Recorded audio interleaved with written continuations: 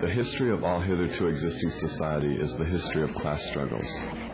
In the earlier epochs of history, we find almost everywhere a complicated arrangement of society into various orders. In ancient Rome, we have patricians, knights, plebeians, slaves. In the Middle Ages, feudal lords, vassals, guildmasters, journeymen, apprentices, serfs. Our epoch, the epoch of the bourgeoisie, possesses, however, this distinctive feature. It has simplified class antagonisms.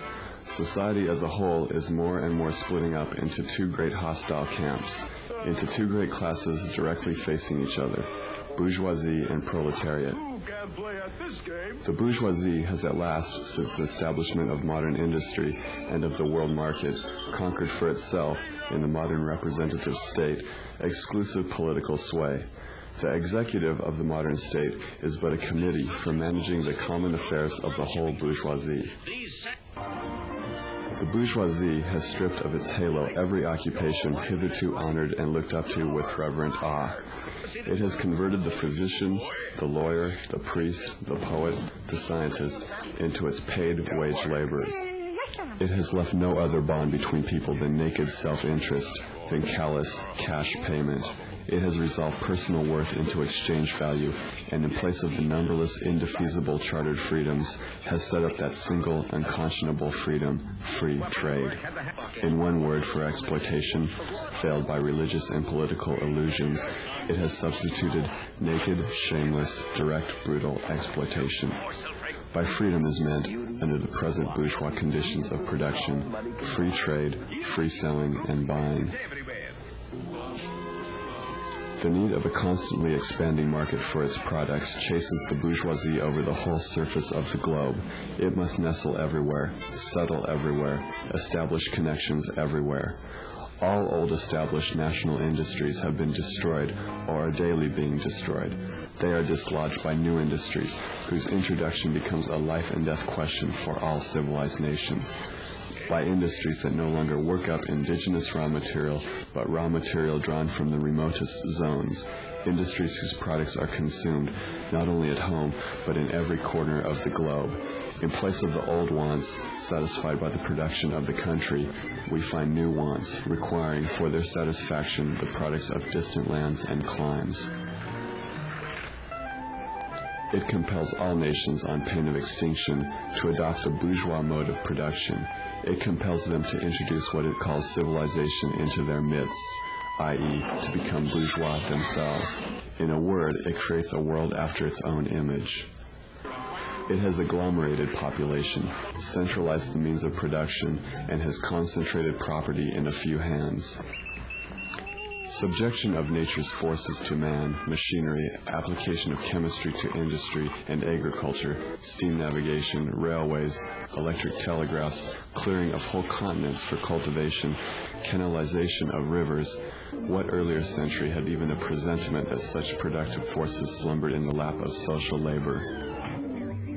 Modern bourgeois society, with its relations of production, of exchange, and of property, a society that has conjured up such gigantic means of production and of exchange, is like the sorcerer who is no longer able to control the powers of the netherworld whom he has called up by his spells. In these crises there breaks out an epidemic that in all earlier epochs would have seemed an absurdity, the epidemic of overproduction. And how does the bourgeois get over these crises? On the one hand, by enforced destruction of a mass of productive forces, on the other, by the conquest of new markets and by the more thorough exploitation of the old ones. The various interests and conditions of life within the ranks of the proletariat are more and more equalized in proportion as machinery obliterates all distinctions of labor and nearly everywhere reduces wages to the same low level. The proletarian movement is a self-conscious, independent movement of the immense majority in the interests of the immense majority. The proletariat, the lowest stratum of our present society, cannot stir, cannot raise itself up without the whole superincumbent strata of official society being sprung up into the air. Now and then the workers are victorious, but only for a time. The real fruit of their battle lies not in the immediate result, but in the ever-expanding union of the workers. This union is furthered by the improved means of communication which are created by modern industry and which place the workers of different localities in contact with one another. We communists have been reproached with the desire of abolishing the right of personally acquiring property as the fruit of one's own labor, which property is alleged to be the groundwork of all personal freedom, activity, and independence. Hard-won, self-acquired, self-earned property? Do you mean the property of the petty artisan and of the small peasant? There is no need to abolish that. The development of industry has to a great extent already destroyed it and is still destroying it daily.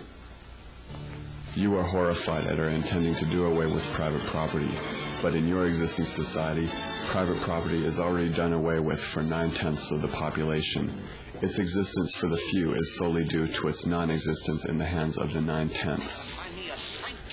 Communism deprives no one of the power to appropriate the products of society. All that it does is to deprive him of the power to subjugate the labor of others by means of such appropriation. The bourgeois claptrap about the family and education, about the haloed correlation of parent and child, becomes all the more disgusting the more, by the action of modern industry, all family ties among the proletarians are torn asunder, and their children are transformed into simple articles of commerce and instruments of labor. The bourgeoisie has torn away from the family its sentimental veil, and has reduced the family relation to a mere money relation. Nothing is more ridiculous than the virtuous indignation of our bourgeois at the community of women which, they pretend, is to be openly and officially established by the communists. The communists have no need to introduce community of women. It has existed from time immemorial. The workers have no country. We cannot take from them what they have not got. Political power, properly so called, is merely the organized power of one class for oppressing another. In place of the old bourgeois society, with its classes and class antagonisms, we shall have an association in which the free development of each is the condition for the free development of all. The communists disdain to conceal their views and aims.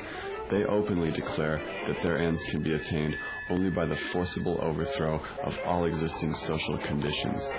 Let the ruling classes tremble at a communist revolution. The proletarians have nothing to lose but their chains. They have a world to win. Workers of all countries, unite.